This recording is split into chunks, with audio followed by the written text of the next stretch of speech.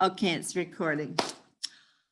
Welcome, everyone. Today is January the 13th, and we are in the middle of the most beautiful new moon in Capricorn. New beginnings, the first new moon for 2021. And this moon is so powerful. It's so important that you really kind of get it together because it's going to follow through for all of 2021 for you.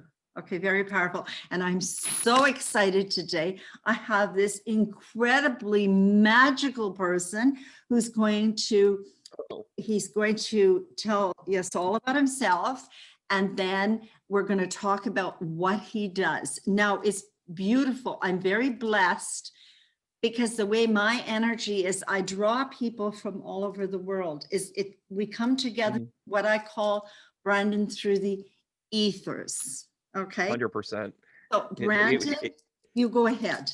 Yeah, it was by accident and on purpose all at the same time. It's like, who is this? What is this going on?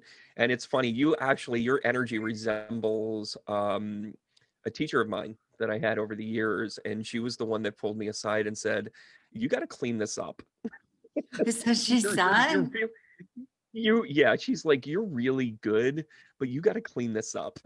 and it was funny. I miss her. She moved away, so I don't get to spend direct time with her, but we're still in communication. But it was funny because when I saw you, I'm like, oh, it's the exact, I don't even want to say exact, but it's that similar vibration of like, this is somebody that can help you and you're meant to know them. And that's how we started. You were a guest on my podcast, the Everyday Intuition, and now I'm here on yours because we agreed to that. And we're just going to go back and forth on each other's podcasts. You know that, right? Oh yeah, we will. And I'm so excited because fine. We're going to do interviewing and all kinds of things. Perfect, Brandon. So tell us where you're from and what you actually do and how you. Okay.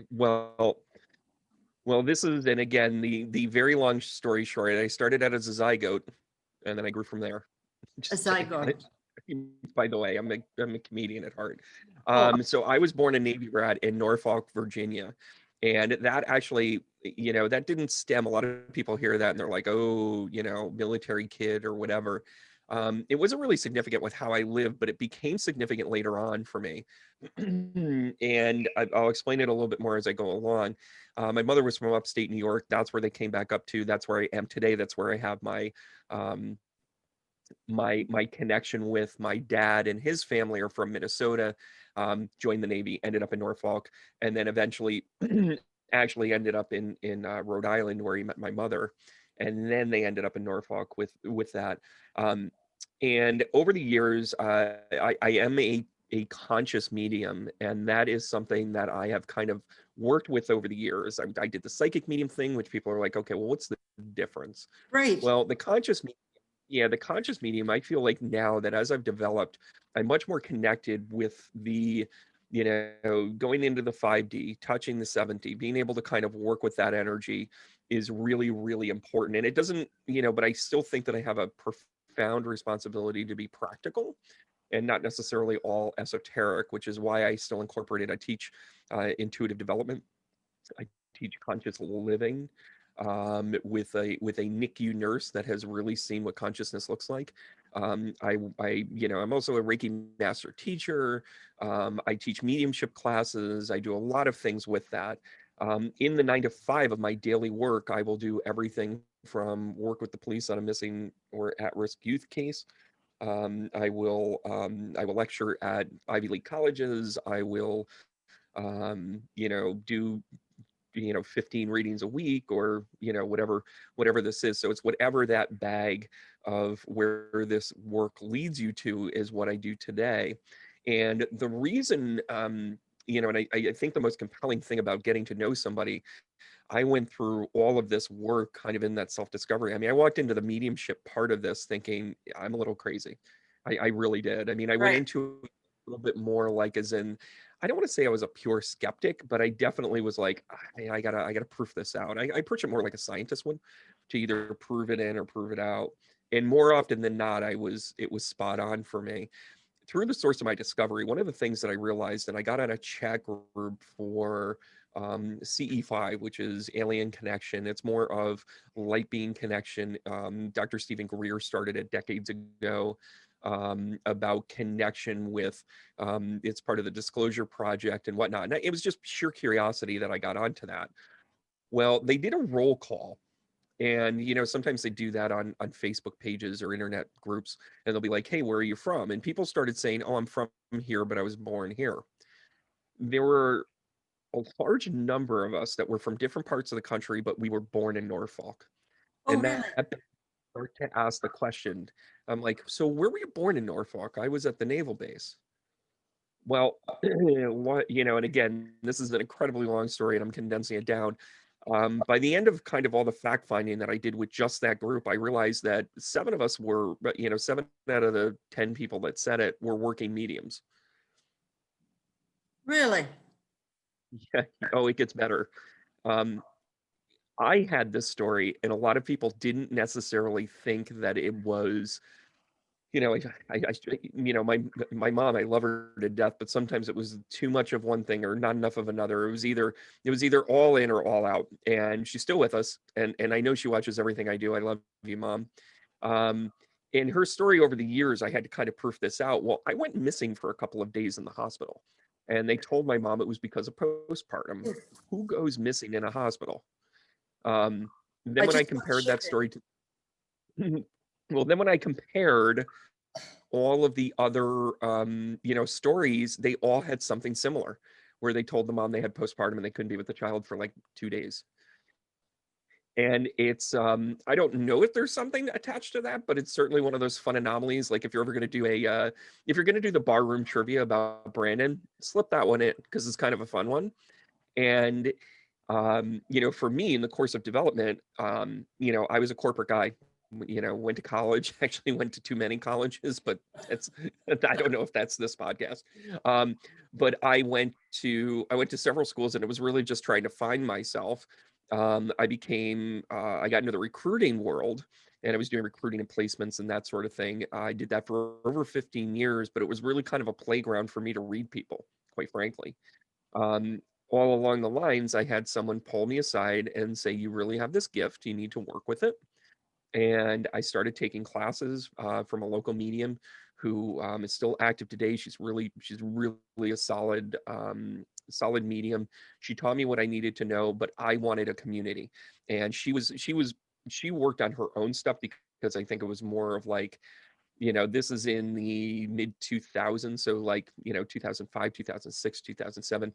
And at that time, if you wanted to be a psychic medium, you really kind of had to be your own business and that sort of thing. Well, I wanted a community thing along with the business. And so I stepped into developing a space called Spiritual Connections. Still open today. It's the teaching center. And it's the way that I really kind of developed these classes. I've had over 500 students in intuitive development over the years. I have mediumship, students that work into full-time mediumship roles. It's one of those things that I really feel like I'm meant to kind of share that kind of light. And then on the mediumship part of it, I really like the idea of combining the science along with the art of it, if you will, and understanding kind of that there is the proof in the pudding with science. There is the validation part of it as well as leaving room for the spirit, which is why one of my credentials are actually for bereavement. I was certified through a board of psychologists that readings with me would actually prove to be beneficial for someone in grief counseling. So, Yeah. those are the types of things that I've always kind of yearned and strived to have validation in this. Not so much so that then, the kids I went to high school with, I can say, see, I told you so. But more so to be able to say, like, somewhere built in my lexicon of learning, the more understanding and the more credentialed you can be brings legitimacy. It allows you to speak in the language of the people. So when you have an urgent message, when you have a vibration that's important to you, people take you seriously. And, where I'm at today, believe it or not, COVID actually drove you and I to meet one another where That's we right. probably wouldn't have met.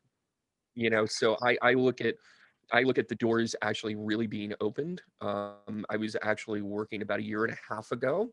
This theme has come up before. About a year and a half ago, I looked at my model and it was broken for a lot of reasons, for just a ton of reasons, everything from the structure to the people involved to the decisions I was making. And, for the last year and a half, it was a series of making decisions that I knew I was needing to make. And I trusted spirit, and really kind of came out ahead. And it's funny. I do live videos on Facebook. You can find me as T.Brandon.Russ Medium, or on the Spirit Tree. I give equal time on that. And my topic of conversation, of course, was the new moon in Capricorn. That's a big deal, how the energies are. I also do some readings on that, some card readings. I work with tarot, and it's so funny. For the first half of my career with this, I was like, tarot are okay. And I'm not kidding you. I had a deck of tarot that I had someone say to me, "Can I borrow this?" And we all know the rules with tarot. Yeah. And I literally heard the words, "Get rid of this. It's not yours. It's holding it back." Now, this was my first deck of tarot cards. Like I actually purchased it in Lilydale. And if you're familiar with Lilydale, that is a community of mediums in Western New York. It's near Niagara Falls. And it is, it's kind of a required field trip as you do mediumship, if you will. And the dynamic for me with that is, I was there with my teacher, the teacher I mentioned to earlier, and I walked into the store, and it was one of those times I've always gotten beaten up financially, where I had a really, really great job. I made a lot of money, things were going great. And then I would make these decisions, and then I thought that since I made this decision that it would go okay. Like, okay, spirit, you told me to go here. And they're like, but you didn't say make it easy. Like, I'm like, oh, all the rules of manifesting, I forgot half of them. And so I'm there, and I literally have like $25 to spend, like the entire weekend. And I'm like, all right. On top of all the, weighing 435 pounds and going through that weight loss and going through the whole shift of the mentality of what I meant to do, all of it. Here I am kind of on the verge of like being broke all the time, and I could buy one thing. So I bought a deck of tarot cards. I was like, okay, I'm going to go to this, the Rider Waite, whatever. And I worked with it. And it just didn't resonate with me time and time again. And then I get this other Gilded Tarot deck after I'd given away that other one, and everything clicked. Everything clicked. They're like, this is connected to astrology. This is connected to, timing. We're going to show you timing. We're going to show you traits. We're going to show you archetypes. And I'm channeling all of this through, a standard tarot deck that happens to be a Gilded Tarot. And I've also found, great inspiration through the Great Unknown, which is another great deck. And I still pull out the Rider Waite because I teach tarot.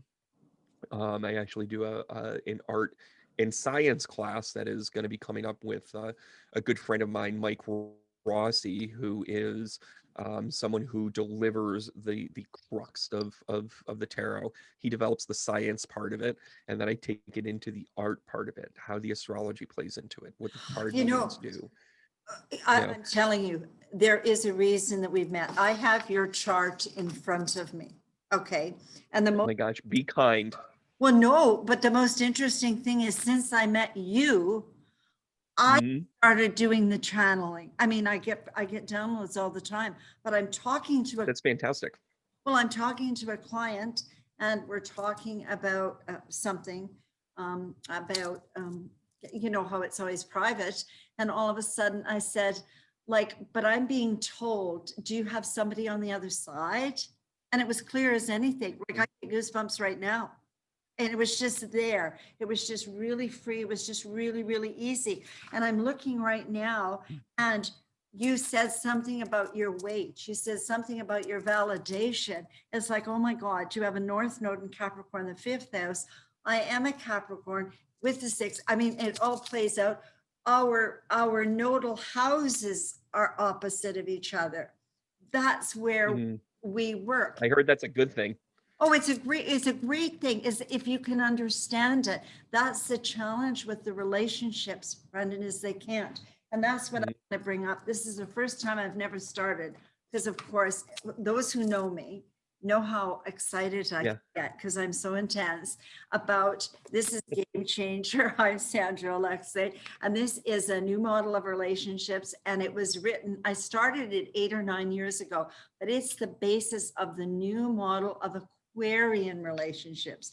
That's why everybody has had a challenge, because it's run and they've wanted to own each other, or one, it's beholden. You have to listen to me. So one the Piscean area, it was like more of the codependency. So now this is about being interdependent and coming together.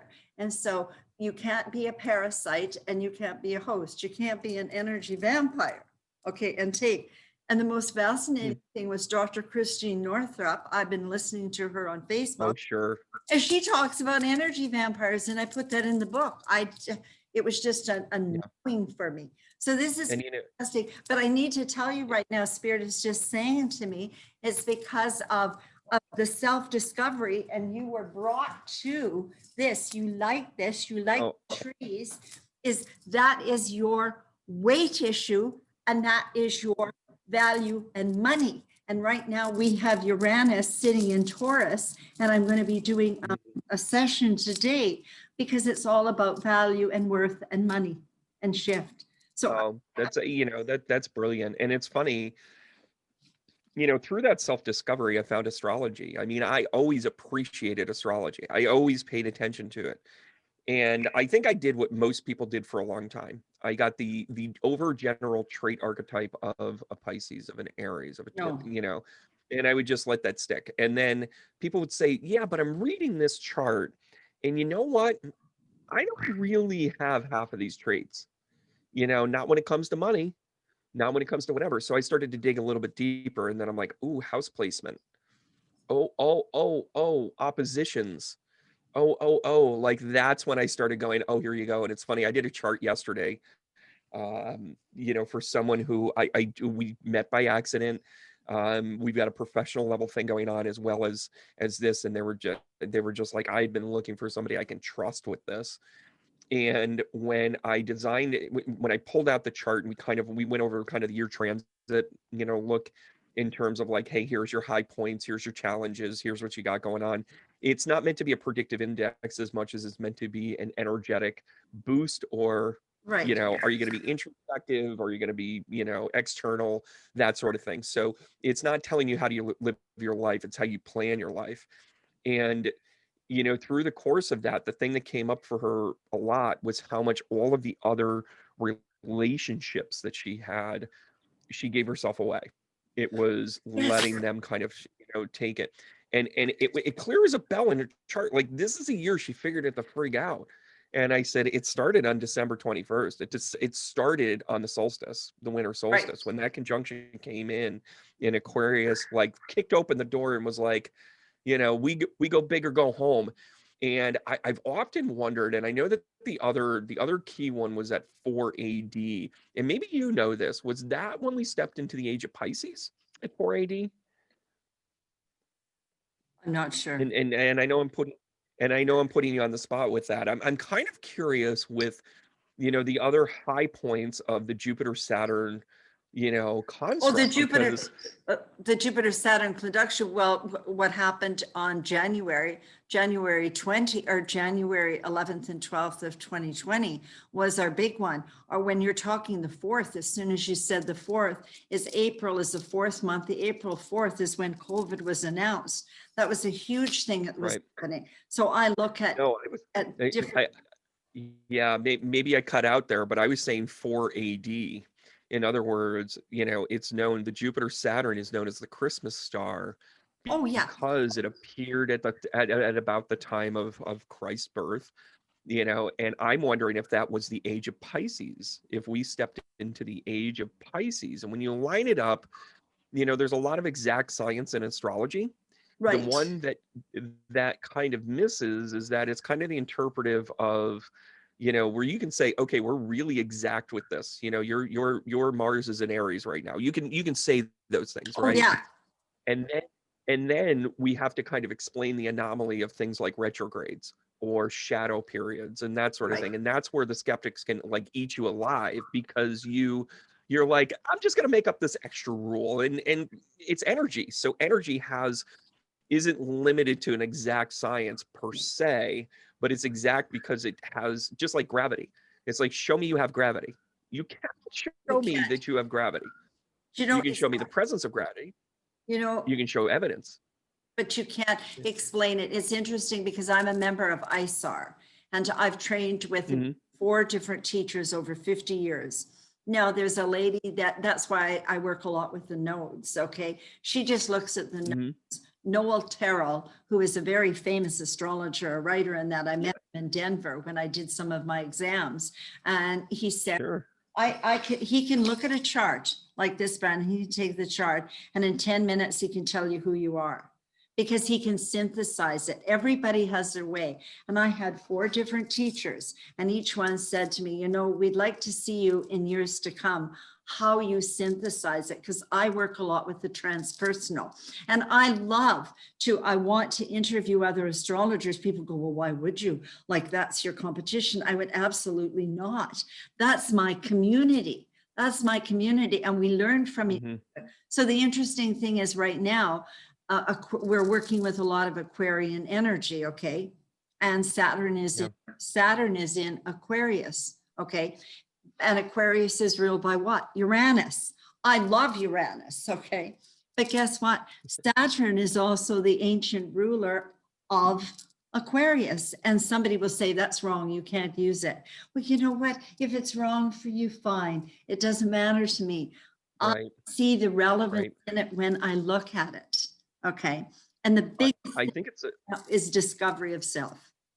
Yeah, and I think that's kind of been it's funny. I mean, I've seen it personally, and you know, when I have my podcast, I actually try not to talk a lot about myself. I'll share a story or two, but you know, and some of you are laughing that have seen it before. It's like, yeah, you like to talk.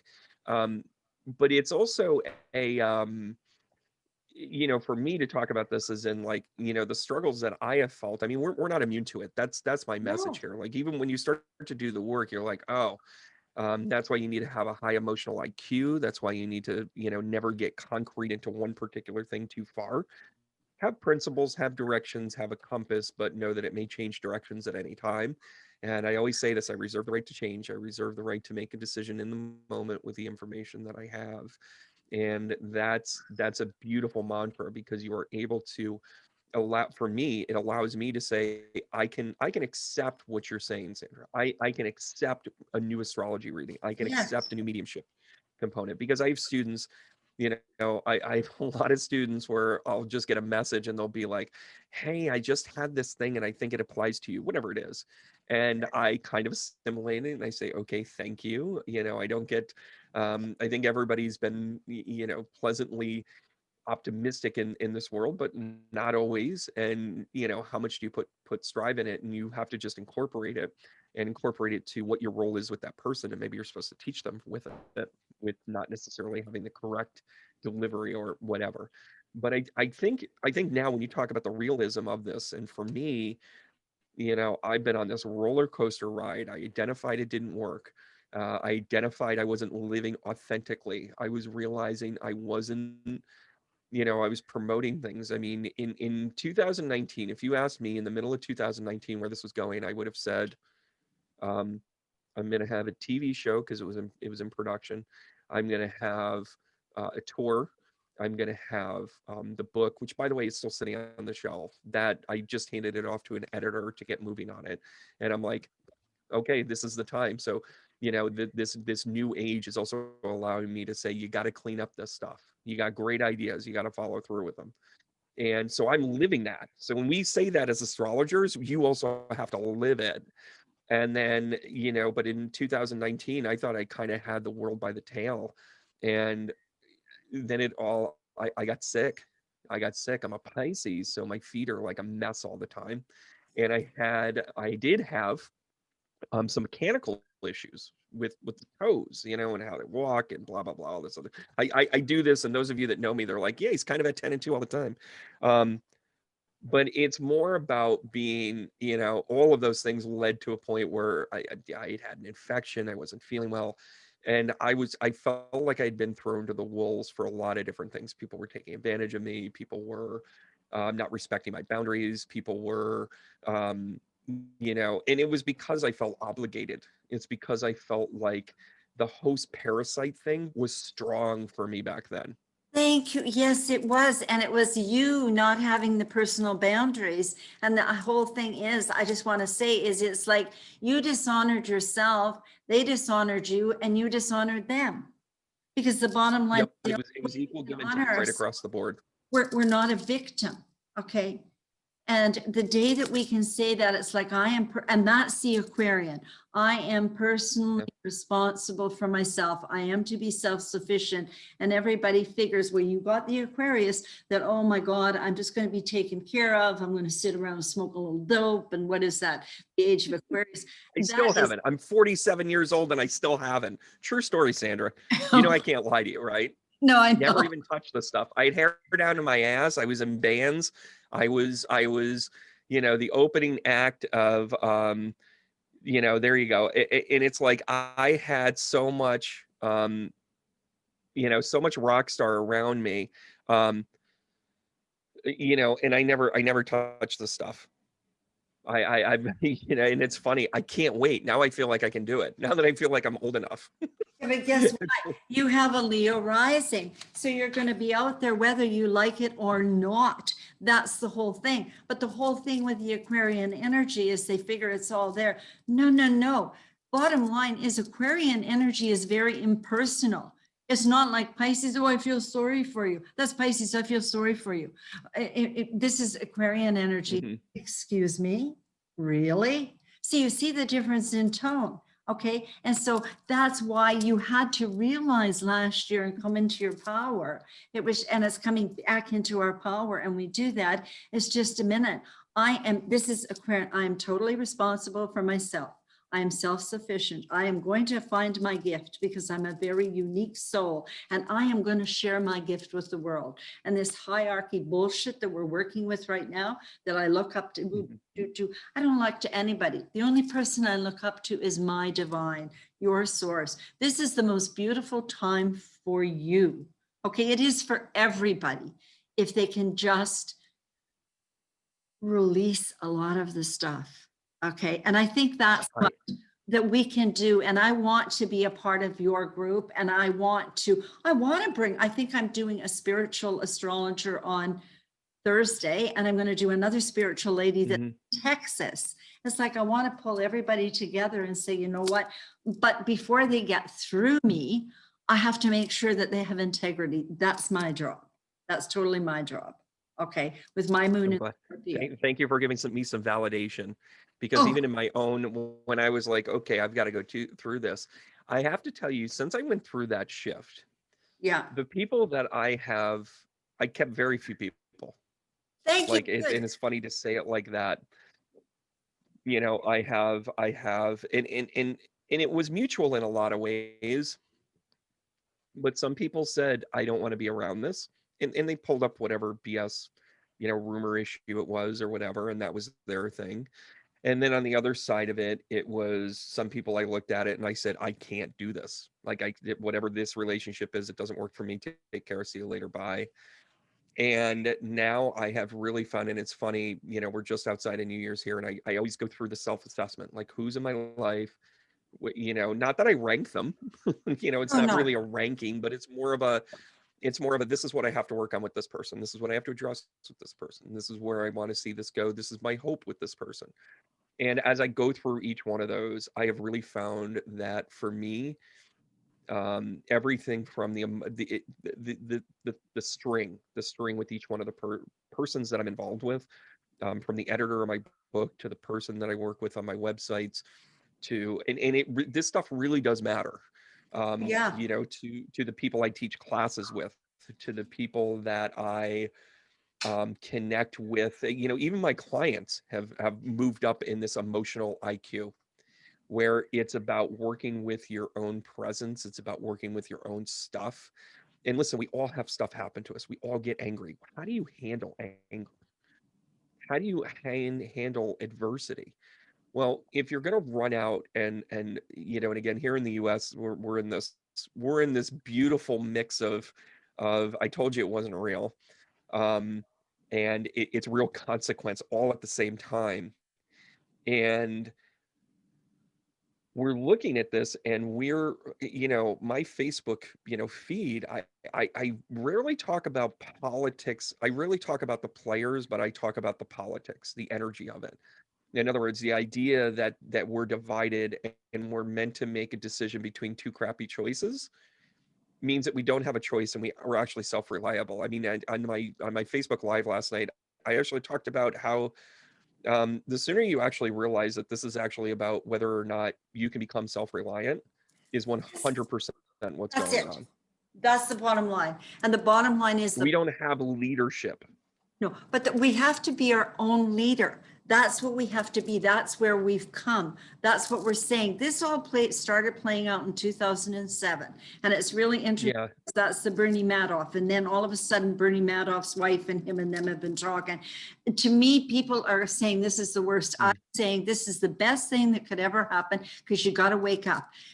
Take your head out of the sand, take those rose-colored glasses off, and the term sure. discernment. See a person for who they really are as opposed to who you want them to be. See a situation for what it really is as opposed to who you want it to be. My moon in Scorpio, and with my modal positions, that's what I'm asked to do. And so I'm an activist. I'm a big activist, okay? Sure. Whether you like me or you don't, and you really piss me off, and I knock you off my Facebook. And I say, this is who I am. I don't care, because people say to me, you're not spiritual because you eat meat. Really? Okay. How dare you judge who I am? I just turned 73 on January the 6th, the day of the Epiphany. And I told you wait, hold on a second. Your birthday was January 6th? I'm the Epiphany baby. And I told everybody I did her thing. December 20th, she's all going to break loose. And what happened on the Epiphany? That was the thing. Guess what? We are not in charge. The divine is in charge. It is setting everything up. And we are being, And it's January 6th. I love the real-time actionable things that people say, this is what it is. And, in other words, it's like, this is, you can talk esoterically all you want, but then here's proof in the pudding. You shared a story with me about a college professor that was pushing your buttons about conformment and falling into line and basically holding over your head. You may fail. And you stood up to him and said, I'm not going to put up with this, and I'm going to leave. And then his response was, you are the one that passes because you actually stood up to me while everybody else kind of, fell in suit. That, in a nutshell, is actionable Age of Aquarius attitude. Thank you. It is perfect. Yeah. Yeah.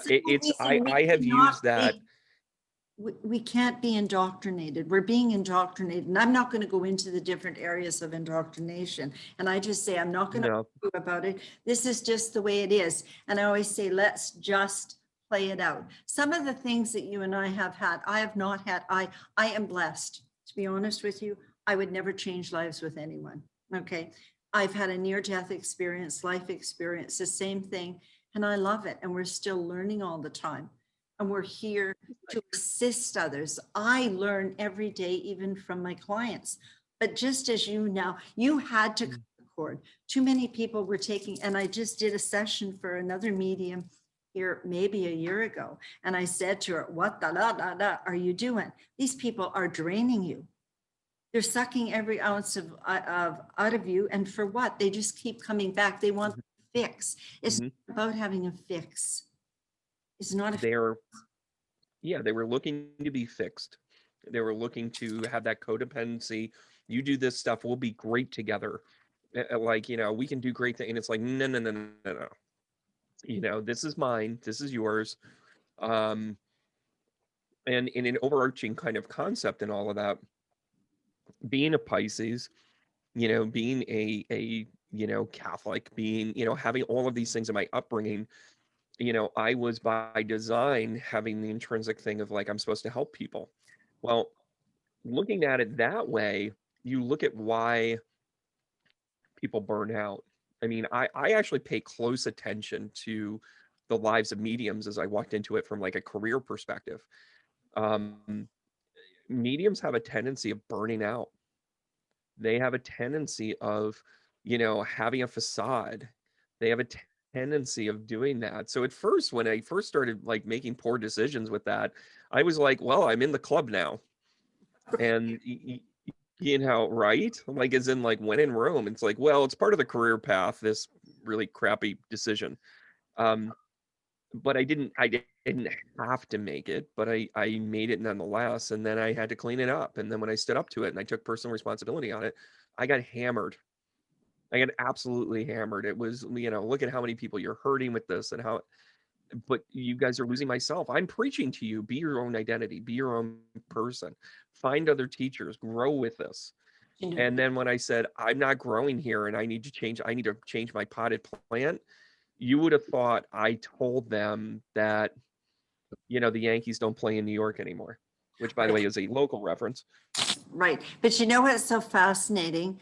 As we're sitting here, my creative juices are growing. And the very first thing I always think of is when I'm on a plane and they say the very first thing I do is if we're going to crash, I have to put the oxygen mask on. I can't Put it on yourself I first. think a lot of empaths and a lot of so I was just doing some work. She's a fire Reiki master and she's working with me in grounding. And she said, you and I were together in the 1500s. I went, well, that sounds good. We were healers, you know, that sounds good, whatever.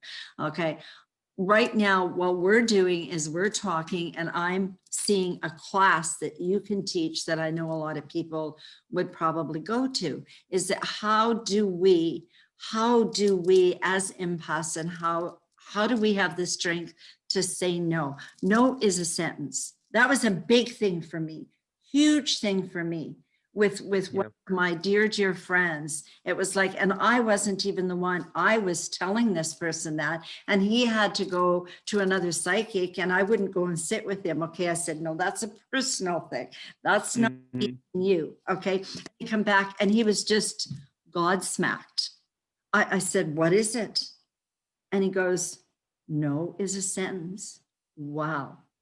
Like that could be the name of a workshop that you could do. No is a sentence. And I do know one thing. I've put 10 pounds on. Anytime you start putting weight on, what are we doing? We're protecting ourselves. Okay. Oh yeah, I had a lot of protection for a lot of years. Yeah, and I've still got extra protection just in case anybody needs it. yeah, but guess what? If I'm going to look right now, not now, but later, where everything is moving, you're moving up out into the chart. And so when you're moving up into the chart, I would say in the next year and a half, if I was to do, we will do another one, you won't be the same person. I can't be. I can't No, be. no, And it's you funny. can't. Going into 2019, you know, I did all my astrology charts.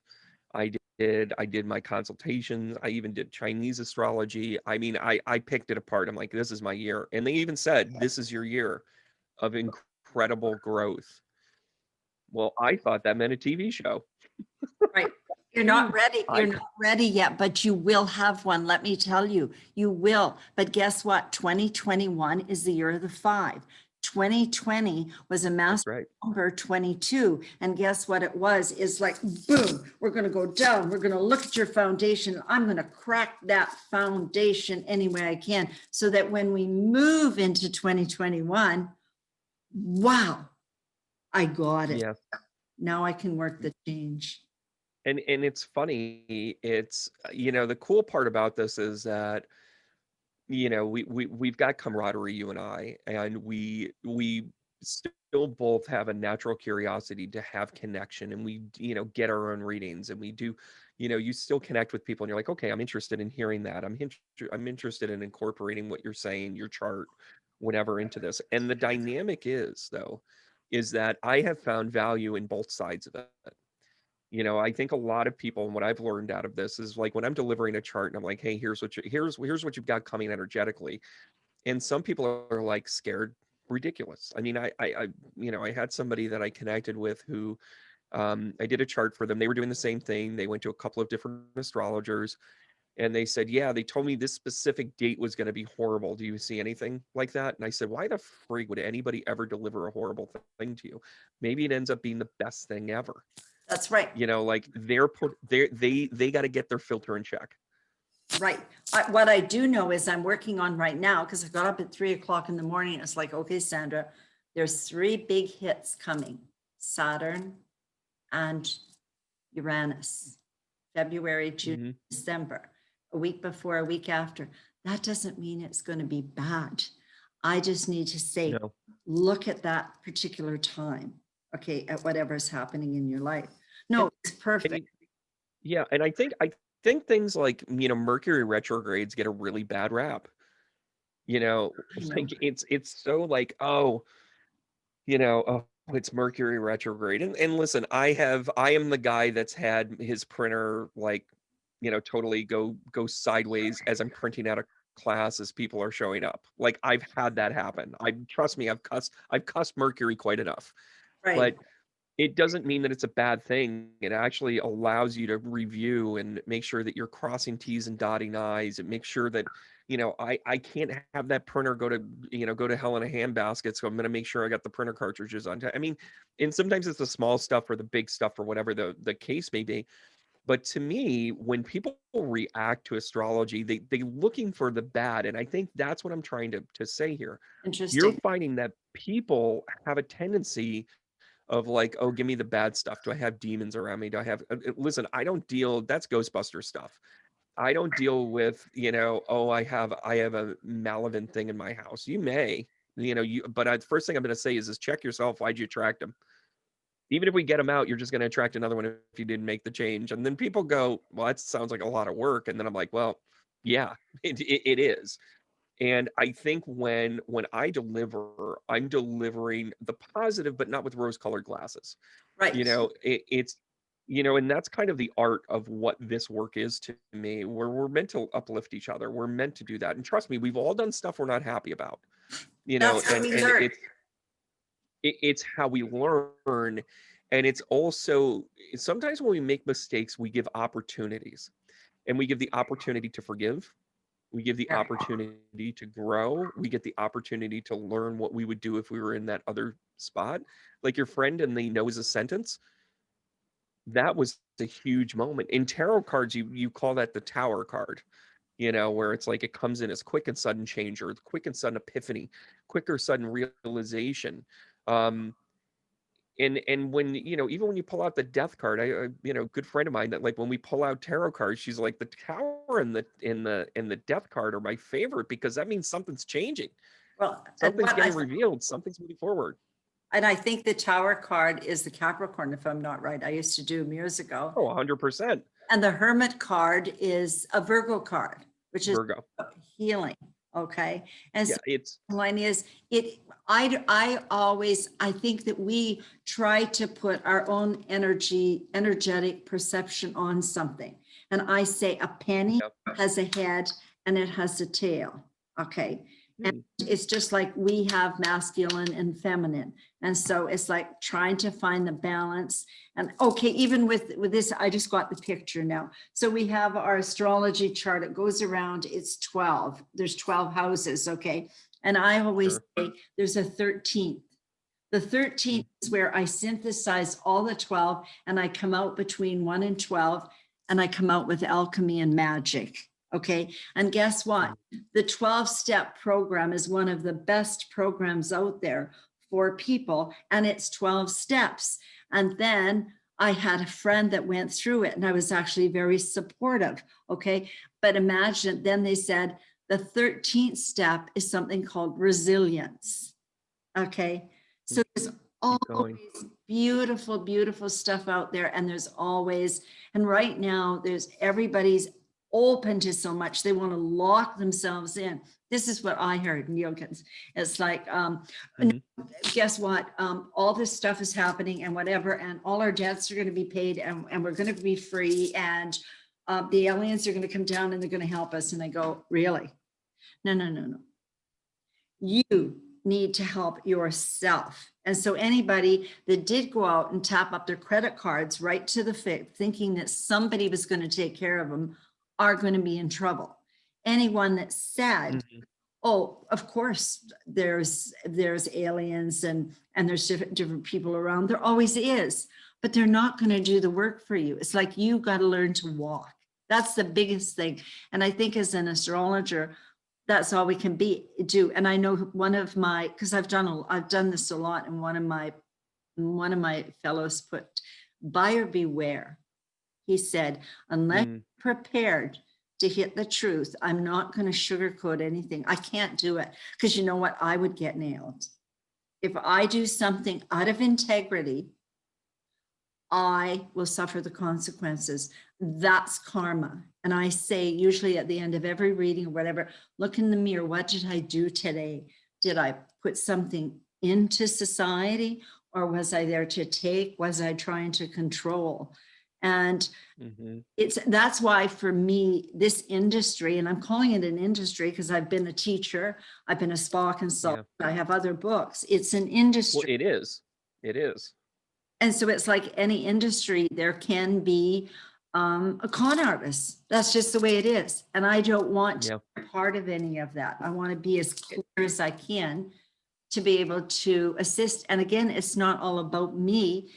I can remember this conference and these women we went to in Denver, and there was people from Brazil, and they talked about it being like an 8. And on my website, I have the 8 because it's this as above and below, and we connect. It's like, it flows like this. It's just like you and I are flowing now. It just flows. And then if I want to get some other people with your community, whatever, I want to join your community, we can have whatever, I don't know what it is, and everybody can just kind of flow and play. And then I can recommend. So I'd recommend somebody to go to you for a reading. Yeah, it's funny. It's for me, I also looked at a lot of the foundational stuff that I had coming into this too. Yeah, I had it's funny. I didn't get it wrong. I just did it wrong. Yeah. In other words, I do feel like there will be a community. I do feel like, I do have the guiding principles. And it's funny you bring up the whole, send people to you for mediums, mediumship reading. I always say this, if I don't resonate with you, why are we going to torture ourselves? This does not make sense to me. Here is my good friend Deb here in house. Here's another person across town. Here's another person on the other side of the world. There are very specific things for me that I still hold true. And that is, you're not for everybody, but the people you are for, you got to knock it out of the park for. And I like that. It's and there are people where, and I'm not offended. I don't take anything personal. I mean, I love, one of the biggest things that I like, true motivator, is when I see a student give the reflection of growth. And I had a student post today about not taking anything personally. And this was a person who, if you met her a year ago, she wanted to change the world. She wanted to be like, I've got to make a difference, be the change you want to see in the world, was kind of her mantra. And like, I'm going to go do this, and I'm going to support this, and I'm going to find that, and all of this other stuff. And for her to post that really says to me, that it's who I thought of when you said no is a complete sentence, because it's the awareness of, okay, there's more steps to this. I can't just absorb everything. I can't accept it. And by nature, if you do this work, you're an empath, right? So you absorb energy, you feel energy. Forget about getting into the mechanics of, say, mediumship. Mediumship has the mechanics of spirit guides, downloads, connections, what you're working with source, understanding your connection with your angels and your guides, your information centers, how you get from the Akashic records to you, how you understand what you're supposed to deliver. So those are all mechanical things. Those are science things that you can prove, and how you deliver it becomes the art of it. And I met some really great mediums over the years that have the worst, what I call, table side manner ever, where they're about the shock and awe. They're all about the girl, that boy's flirting on you, and blah, blah, blah. It's like they want to crash your world down. Well, it's drama. It's drama. As I'm sitting here, I brought your chart up here for a reason. It's very interesting because, number one, in the personal destiny cards that I had sent you, you're a 9 of spades and I'm an 8 of spades. These are some of the wisest, they're the oldest, but you also have a Mars in Capricorn, so you're a workaholic. Okay. And you're a little bit. Well, yeah, but you also have the sun in Pisces, which is the water, which gives you the spirituality. So you draw your spirituality down and you put it into a practical form that people can actually work with. And so this is the first time, because people go, oh yeah, like I'm an empath, I'm a medium, and I'm a this and I'm a that, and I'm thinking, but you know, you just made the sentence something about this, that mediumship is different than this and that. Those are the kind of things that we need to have clarification on. Coming from a teaching Hmm. background and coming from coaching, I mean, it's Yeah. creativity, but I competed for hairdressing and I taught just not my students to go and get their journeyman certificate, but I taught them competition. The proof is in the pudding. Hmm. We took gold, silver, and bronze. I didn't take that. What I did was through discipline and giving them the giving them the key points. And I got a message for you, is that those are the key points you need to write out. You know them and they're in your head. And so it's now put them down how they do it. And it can be as simple as, like, for me, my student Yeah. said you had to come at 8 o'clock in the morning to train. My principal goes, why? And I went, well, first of all, it's none of your business. You're not my boss on Sunday morning.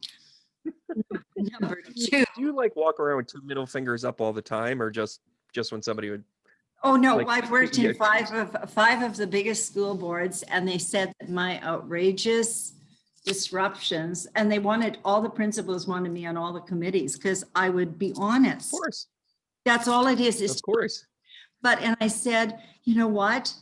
It teaches them discipline. So what is the thing Yeah. you have to have in anything? And I just got that message. It was just like, oh, because you Well, mediumship and something else. You said, what was it? Empaths, mediumship, spirit guides, yeah. channeling, downloads, that type of thing. It's almost like we need to have, like, everybody thinks they know it. It's just like in a dictionary, we need Mhm. to have some kind of a universal cosmic language for that. And it's interesting, and again, not to be in shameless plug mode, but I teach conscious living. That class starts up a week from yesterday, and I also teach mediumship. I also, like, that's what I've always felt my role was, and you just gave me validation with that in my chart, and I've seen it in my chart. And it's a matter of recognizing that we need to um really kind of look at what is practical now. How are people actually going to learn? And one of the things that I hear often is, this is the stuff that doesn't get taught in school, because it would really, it wouldn't serve them. I don't like to use the word threaten them, but it doesn't serve them. Being highly intuitive works against the counterbalance of structure that has been set up, but it's not without structure. No, it's not without structure, but you can't be controlled at that point. And you have to understand, I taught for 20 years.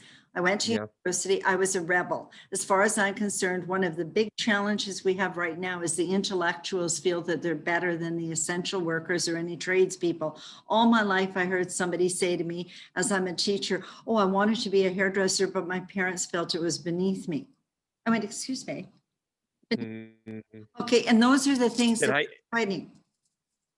Yeah, and it's funny for me. I have, if you want to, if I'm going to give you demographics, I'm going to tell you the foremost,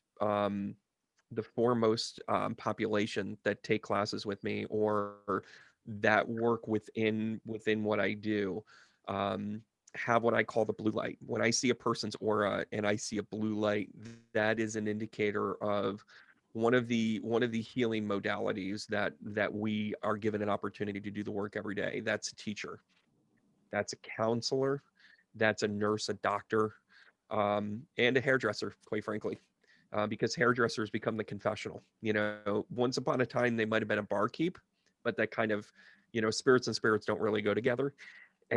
But hairdressers actually, I feel, have the playground for learning more than most people, because you're sitting in the person's energy. You're actually standing in their third eye, and a lot of people think the third eye is right here.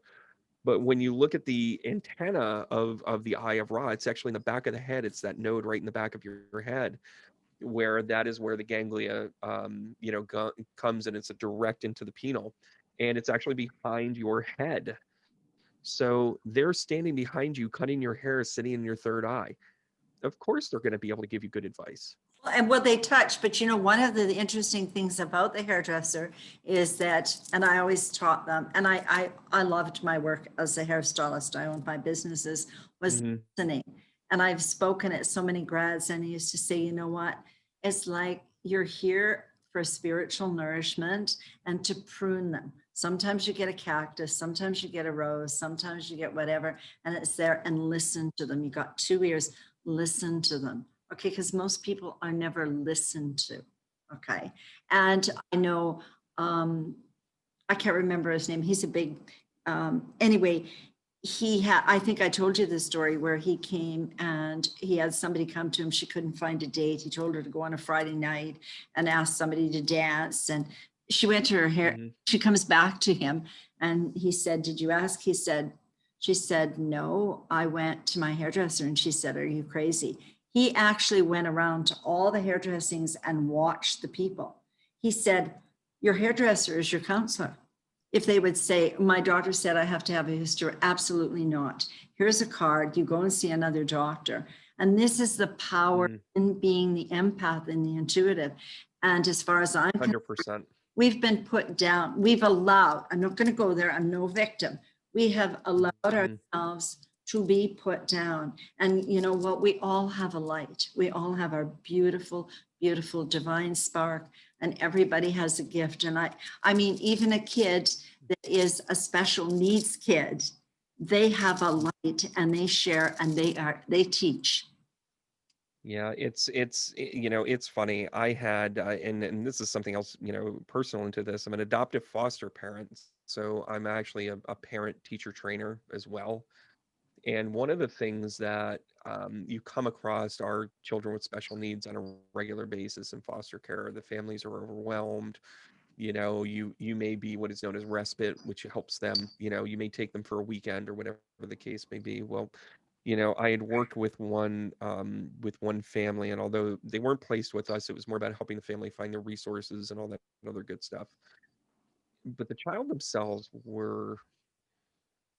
they were gifted in a way that I hadn't seen energetically before, because they sat there with one thing that I was almost jealous of. And it wasn't because they wouldn't have to, you know, get a 9 to 5 job, or, you know, deal with things, you know, adult things, or, you know, whatever thing you could dismiss of your daily chores. But it was that they could live without judgment. Yeah, they're funny, and they can ask anything. They have no problem about, I want this or I want that. They're very, I would say, pure, clear. Exactly. And I think it is directly related to the judgment. Yeah, You know, I look at my 9-year-old son, and you know, he was um you know, he's a hugger. So, you know, we're giving each other a hug, and then he says to me, and I'm like, you know, we're in COVID time, and we, you know, got to have caution and all this other good stuff. And I said, you know, do you hug people at school? Because that used to be a thing. We used to get right, notes at home saying Xander hugs a little too much. Like, you know, right, maybe you should be a greeter at the grocery store. right. But so I asked him, and he said, no, and it hurts. I can't hug anymore, and it hurts. And it does hurt. It hurts the heart. It hurts the heart. And I don't think that there's, you know, we would be remiss as teachers to not point out that that's part of what's going on right now. This great divide that's going on, where you're trying to be shut down emotionally. And maybe that's what had to happen for us to be able to say, no, I'm going to take care of myself now. Thank you. What I believe had to happen, we have been so programmed, and what's the other word? My friend always says it is, we've been indoctrinated that we can't think for ourselves. There's no critical thinking skills. I mean, I couldn't go back and teach. If I was to go back and teach, I'd sue the school board. I mean, and they know that. I'm very open with them for the simple reason I love it. you have the student can't tell the time on a clock, and you want to teach them sex, or are we going to question you want to be a boy or a girl? It's like, help them learn. It's confusing. Teach them to reason, teach them to feel, all of those kind of things. And I sense that that's all going down. That's going to be history. I'll put a $50 bill on it. We're going to go charter schools. We're going to go homeschooling. We're going to go everything. Everything's going to change. It has. It's funny. Yeah, and it's funny because you know, and I've said this for a really long time, and I know I brought it up in other live videos where, you know, we're blaming, and you know, and listen, I'm guilty to this somewhat as well because it's how I'm set up, and I've had to look at this. But you know, for me, I'm crossing my fingers after the first of the year, going, don't cancel school on us, don't do the homeschool thing, because I've got a 9 to 5 schedule going on again. But I know I would adjust. Like, my game plan was in place. I knew exactly what I needed to do if that was going to be. On the flip side of that, though, you've also got the dynamic where shouldn't we have been teaching the kids all along as well? Like, I mean, this is the thing. Like, here in the U.S., we were closing schools on a radical basis. Like, it was, you know, March 20th, March 21st, the schools were closed. Like, it was just like, we're closing all the schools. We are not, this pandemic is getting there. And you know, at the time, forget about the political debate as to whether it was right or wrong. It happened. You found a lot of parents turning around going, I did not realize how much my kid's school was my daycare that allowed me to kind of do, you know, whatever. That's right. And then teachers were just like, yeah, where the hell have you been? I'm here to tell you that there's a memo within New York State that basically said every kid passed last year, regardless of performance. Oh, well. Didn't matter if you showed up twice or every day. Yeah, but how's that going to affect them? And my last year teaching, and I'm going to say the school, because the principal at that time told me I couldn't come to any more staff meetings. And I said I didn't want to, because I was creating a challenge. Okay, because this is high school. And so if they did an exam, if they were to write an exam or hand an assignment in, let's say February, like we have the different semesters, and if they chose not to do it for whatever reason, and I said, okay, well, I'll take it in late, but I'll take marks off of, okay. And right. Oh no, they can hand it in on June the 16th and I have to give them real marks, full marks. Okay. And I said, well, that wouldn't work for me. Okay. No, and it doesn't work in any apprenticeship program. It might work in the intellectual world, not the apprenticeship program. That's the difference. So anyway, I said, but what about the kid that works? And I had a lot of students that worked. I had kids that lived on their own. Okay. That worked until midnight to hand it in. Okay. And they said, it doesn't matter. And I went, that's where, if I was a parent nowadays, I would sue your ass off. Okay. Yeah. And so I said, so I could see the principal mad. And of course, the rest of the staff are laughing because it's like Sandra's outrageous again. And I go, oh no, I can accept it. I'm only going to teach for a while. But I said to my principal, I'm just telling you, guess what? You're going to email me and say, Sandra, I want, anybody watching this that's taught with me knows it. Sandra, I want your marks in on Monday morning at 9 o'clock. And I'm just not going to answer your email. It's simple. Can I say again, I love your style? That's how the world works. Well, the longest language where no is the shortest sentence, except for maybe I. Right. The longest word in the English language is anti-disestablishmentarianism. What's that? And that is pulling apart. It's not being, it's allowing yourself to not be indoctrinated to the norm. That's me. Yeah, to a T. So it takes a really long word to describe your simplicity. Yeah, because I always say I'm really a simple person. It is anti-disestablishmentarianism.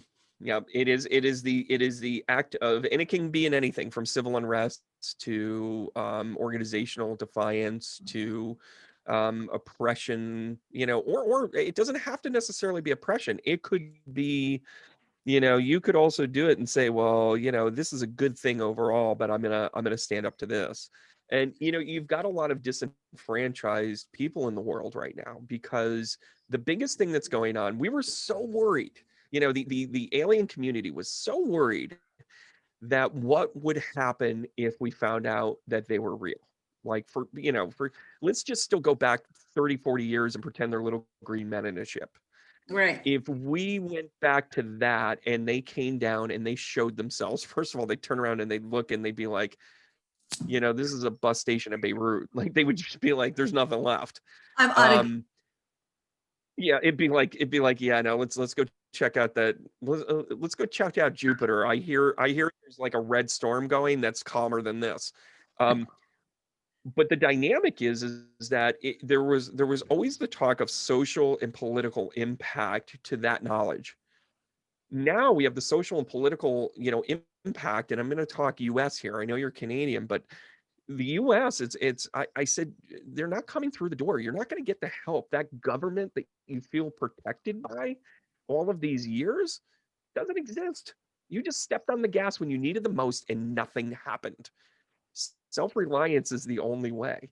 Being able to step into something, I think local governments are going to be where it's at, because you can pick up the phone and go, Joe, I voted for you and I got a giant pothole on the main street. That is where government's going to come into play. Well, I think yeah. What we have to understand is the government people work for the taxpayer, and they have it upside down. They figure that we are their slaves and they get all this money. This is the biggest shift going. And whether you like Trump, whether you don't like him, whatever, I don't care. Mm-hmm. I think people know. It's not about him. It's the power. He's a pawn. Right. That's all he is. He's king here, but it's the power of the people. When you've got to give the power back to the people. Okay. I mean, that's the bottom line. Right now, I'm an activist. I'm going to try and get somebody pulled down with crimes of humanity, because I don't worry about little things. It's like, let's go for the big one. Let's get the top lawyer that's in Toronto. Let's go for it. No, it's got to come. This is where it's about personal power. And this is why I love the intuitive part, because everybody needs to find that intuitive part. They need to connect with their spirit. We are so, as a society, they have been so disconnected, and we're going to wind up here pretty soon. We're going to give them so disconnected. What you do, what I do, we help them align with, I call it spirit or source or divine, whatever name you want. At that, you can start relying on yourself. Then there's the red flags that come up. Like, I'm not sure. I mean, how do big business, I know a lot of big business that powerful, okay? You wouldn't know it. Some of them cowboy boots, they're not egotistical show. But you know what they do is like, I got to sleep on it. Hockey players, for instance, okay, your big NHL, when they come off onto the rink, some of them have to go off on their right foot or their left foot. We call it superstition. Okay. But the bottom is, what is that would be another thing. Talk about what is superstition. You're going to be writing all this stuff down. It's like you have a hunch. Okay. Yeah. Should I have that? Well, isn't whatever. Is superstition within the, is superstition where we, where we have unverified things, but it just happened to work before, so we do it again? Or is superstition the part where it was serendipitous that we started to pay attention, so therefore we don't understand it, so we call it superstition? It's it's the type of thing of like the chicken or the egg. Right. Okay. And does that make sense? Yeah, that makes sense. And I told you the story before about taking philosophy in university, and like they're crazy. They're crazier than hoot owls. Okay. There wasn't, my prof didn't have a lot of practicality. And I did tell him after the fourth time, there was 4 of us left. I told you, I said, if you talk about that redness of the apple one more time, I'm going to shove it down your throat. He said, Sandra, let's break for coffee. I went, great idea. Let's do that. Okay. Because it's great to have I call it the non-spiritual, or I call it the spiritual or the non-physical. And what you have to do is you have to meld it and blend it and integrate it with the physical and the mundane. And so it can work together just like this. It just 100%. And that's ourselves. And then in the world, out in the outer world is finding something you love, like you love doing and what I love doing. It just keeps flowing. And then it moves from there until I'm going to find that person I'm going to be with. Like people say, like, you turn this age, you should be retiring. I went, why? What do I Yeah. Oh, want? you do know that that's the telltale sign too that you're really meant to do this work. You don't really look at it as in like, I'll do this for 3 years and then I'll be done. You look at this No. as in like, I'm willing to say that when I really stepped into this at about 38, 39, I was like, I don't want to retire from this. I want to be able to kind of go into this. Well, it took me until about 46, 47 to say, I know I'm not going to retire. I know that there's books to write. I know that there's people to teach. I know that there's readings to deliver. And I think that that's a really important thing in all of this. And I have to attribute it to one thing. And What? I Tell mean, I'm me. sure there's other things to it. I no longer look at parts of my path and be angry about them. Love that. And I have to tell you, we're talking about the 18 months and the year and a half and cleaning things up. If you had stopped me anywhere along the lines, and even in the last few months before then, I would have told you how pissed off I was. I would have told you how like disappointed I was in people. I would have told you about that. And now I realize, and I think I did realize it then, but I still let the anger creep in. Yeah. I do a lot of meditation work with Pima Chodron, and her work speaks to me because it's about calming the storm. And with this Pisces and the Leo rising, I just have this natural conflict all the time, which is how I gain my energy, which is why I have an abundance of energy. Well, I needed to kind of find that and chill it and find its place in all of that. And anger came up a lot. Anger, and some of it was fear. When I was starting to go through it, it was fear. But then I slowly became fearless. I became, whatever. And the more that I became fearless, the more the daggers came. The more I would speak for myself and say, this is my authenticity and I can't live like this. Um, but that doesn't mean that you don't burn every bridge behind you. I mean, part of me wishes I didn't do that, but I don't live in regret with it. I sit there and I go, well, next time around, I'm not going to burn that bridge. I'm going to have the conversation. And I think that's the difference. Yeah, I think that's it. But at that moment, you might not have been prepared in the ability to express yourself to do it. So I always say we go through life and you look back on what bridge did you walk across? And I look at it sometimes, Brandon, it's the bridge just collapsed. And that's why It's an incredible metaphor for what I went through. yeah, and with what I'm saying with Game Changer, that's why the term uncoupling was really important. We can uncouple unconsciously, or we can, and I like your idea of conscious living, because it's about being mindful, being aware, being conscious, as opposed to unconsciously just breaking up a relationship and all the kids are just, everything is just like, to me, is craziness. But I mean, some things just end and you just move on.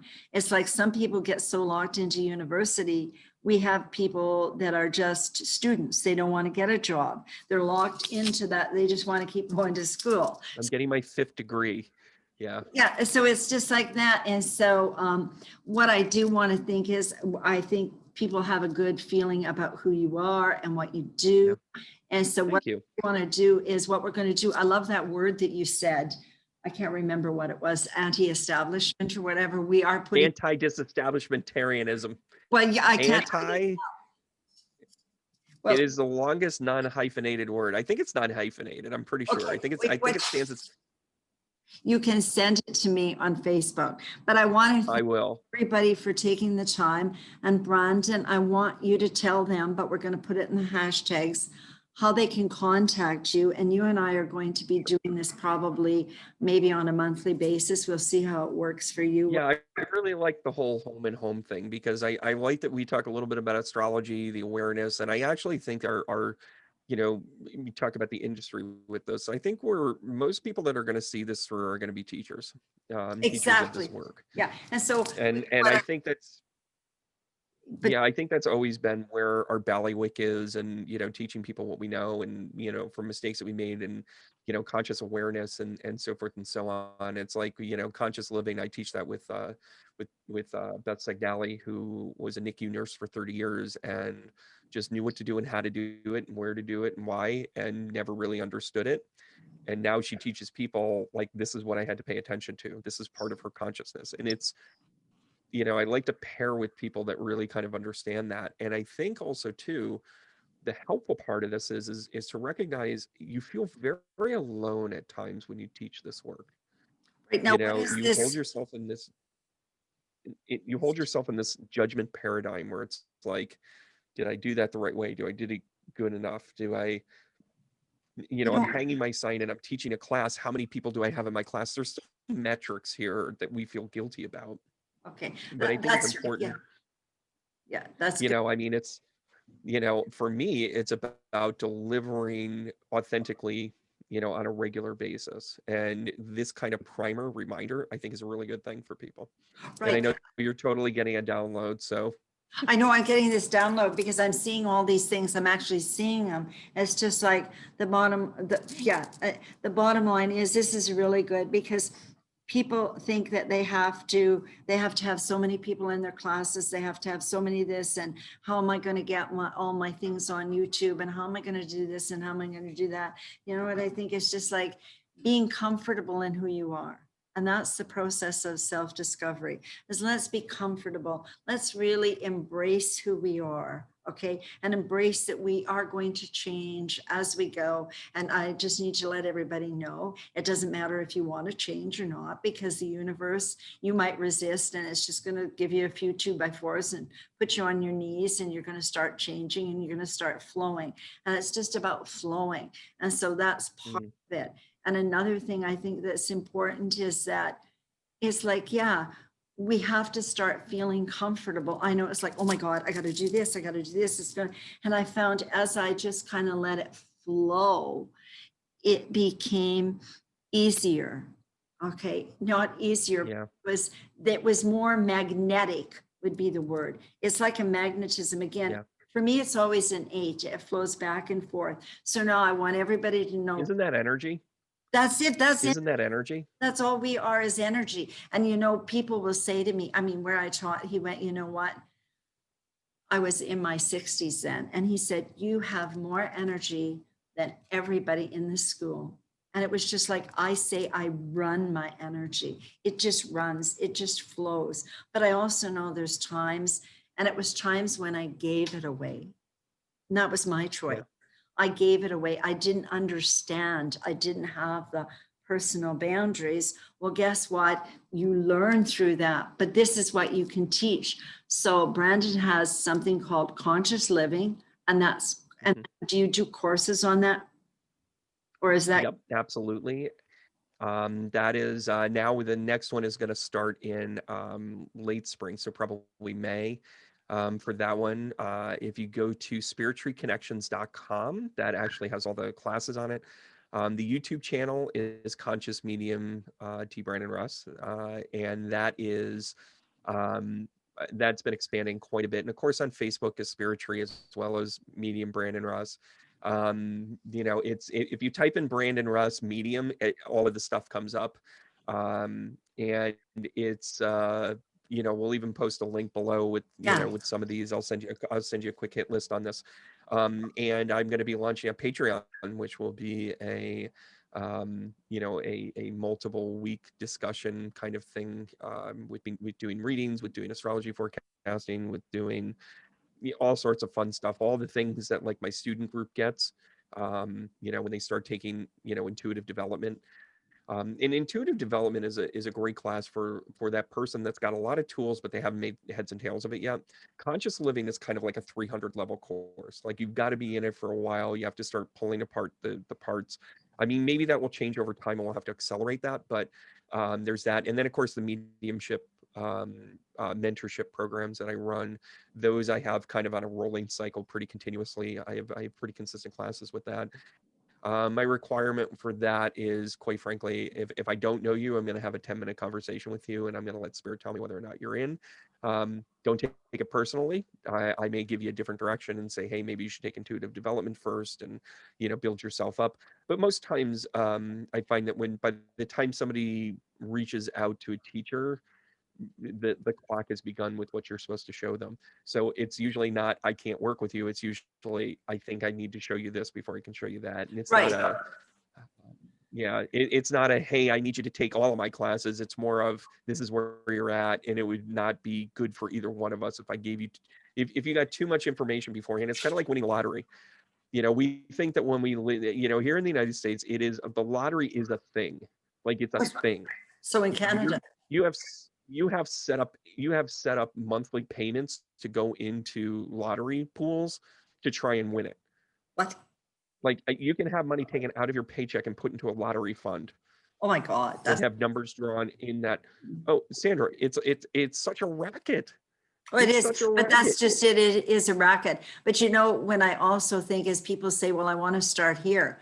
Okay, it's just like I can say cutting hair. Well, you got to learn to do a blunt cut. You got to learn to hold your scissors before you can go to an asymmetrical cut.